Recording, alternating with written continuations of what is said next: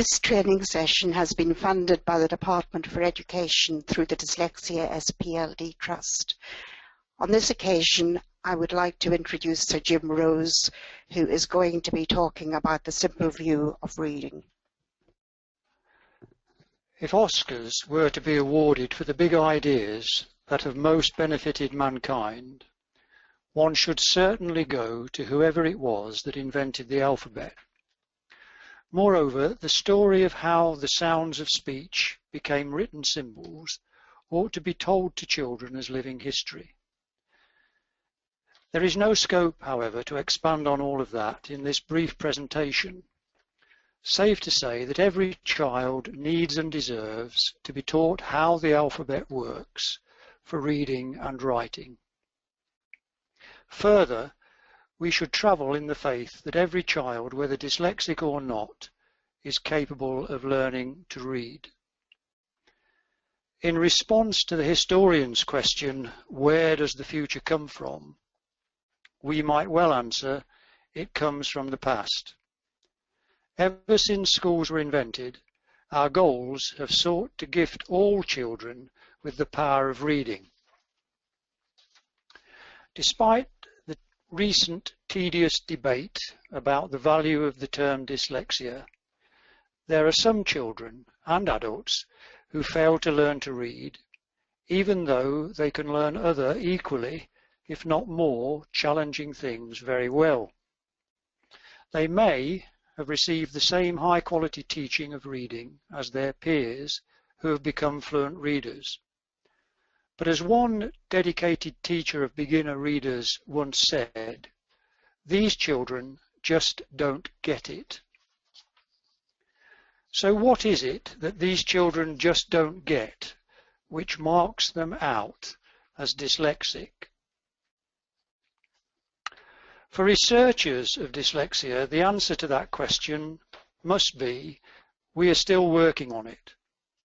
Although we know more than ever before about how beginners learn to read and the specific learning difficulties associated with dyslexia, we have yet to fathom the depth of neurological and cognitive knowledge we need to secure success for all. Nevertheless, we can and must make the best of what we have. Given what we know, one promising approach suggests that dyslexia is a word processing problem. Some years ago, an insightful construct called the simple view of reading was proposed by two researchers, Goff and Tumner. This view acknowledged that while reading is a complex activity, it can be represented as two interdependent processes. Notably, word recognition processes and language comprehension processes. Since then, variations of the simple view of reading have been explored. This webcast homes in on the core structure of the simple view of reading in order to establish the important principle that teachers and those who train them need to be crystal clear about which of the two processes, word recognition and language comprehension, they are seeking to advance at any given time in their approach to reading instruction. Professor Emeritus Morag Stewart helpfully describes the simple view of reading thus. The simple view proposes that there are two sets of abilities that contribute to reading. Word recognition abilities, the ability to read and understand the words on the page, and language comprehension ability, the ability to understand language we hear and language we read. These two sets of abilities are seen as continuous dimensions. People can vary independently on each. It is a fully interactive model, but one which delineates clearly the two different dimensions of reading and thus better allows teachers to specify their teaching objectives and engage children in relevant activities to foster development toward achieving those objectives. The separation is in the teacher's mind for pedagogic purposes, not in the child's mind. That is, it provides a clearer framework for teachers to focus their teaching toward learning objectives for children. Clear differentiation within the mind of the teacher between the two dimensions provides a conceptual framework that A, encourages teachers not necessarily to expect that the children they teach will show equal performance or progress in each dimension. B, offers the possibility of separately assessing performance and progress in each dimension to identify learning needs and guide further teaching. C, makes explicit to teachers that different kinds of teaching are needed to develop word recognition skills from those that are needed to foster the comprehension of written and spoken language. And D, emphasizes the need for teachers to be taught about and to understand the cognitive processes involved in the development of both accurate word recognition skills and of language comprehension. It also makes apparent the fact that children can experience various degrees of ease or difficulty in developing either word recognition or language comprehension or both, and invites teachers, therefore, to consider children's progress and ability in each of the two dimensions.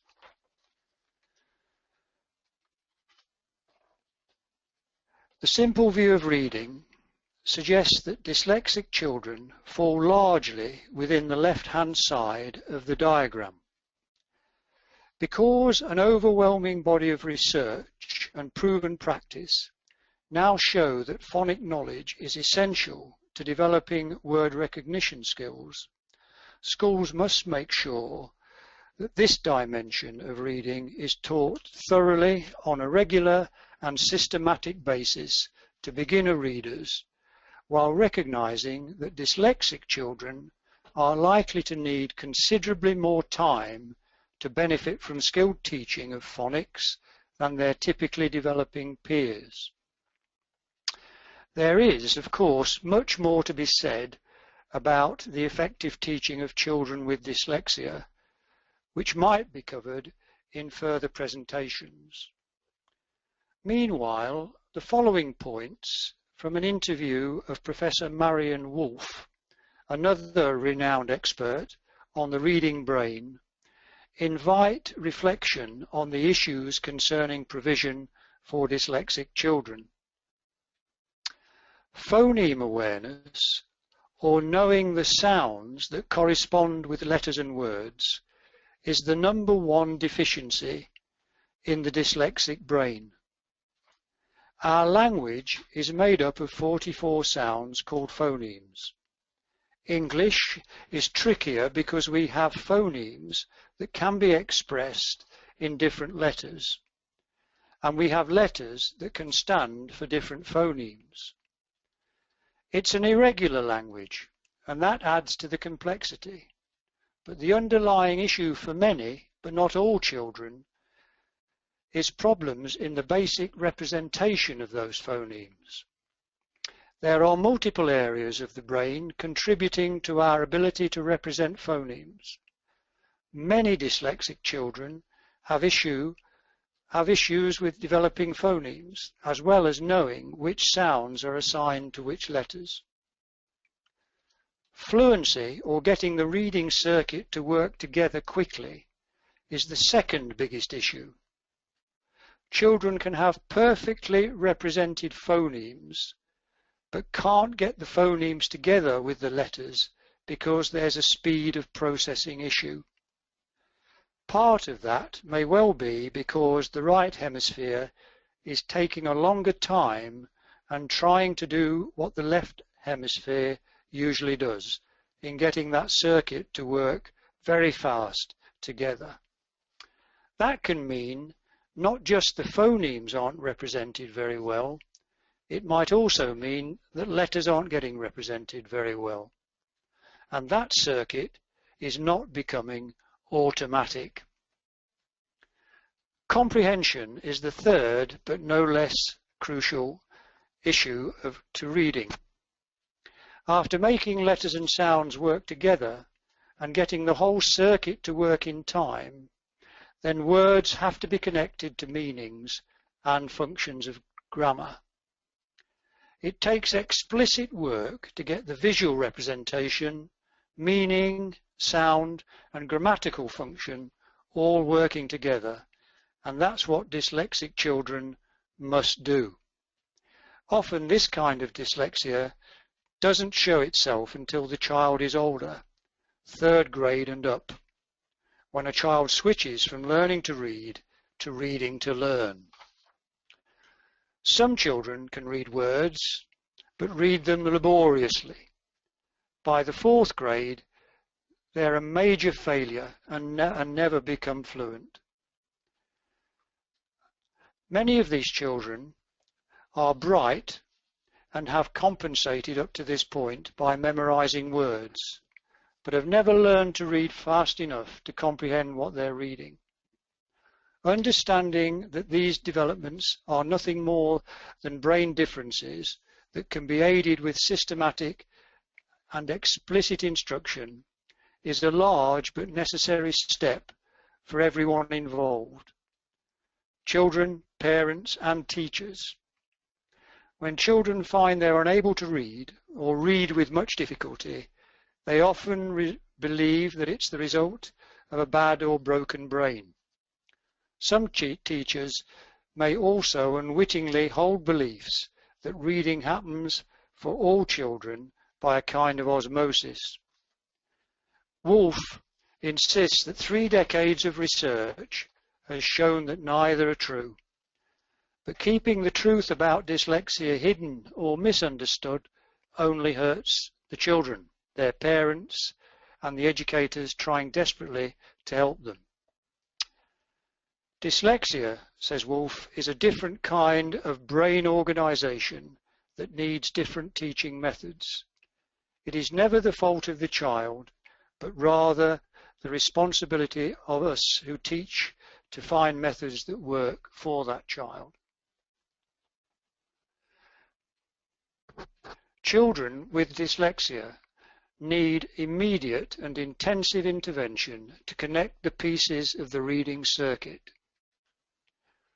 This is the beginning, not the end of the story, and the science of the reading brain. The simple view of reading is a useful construct that will repay further study. Watch this space.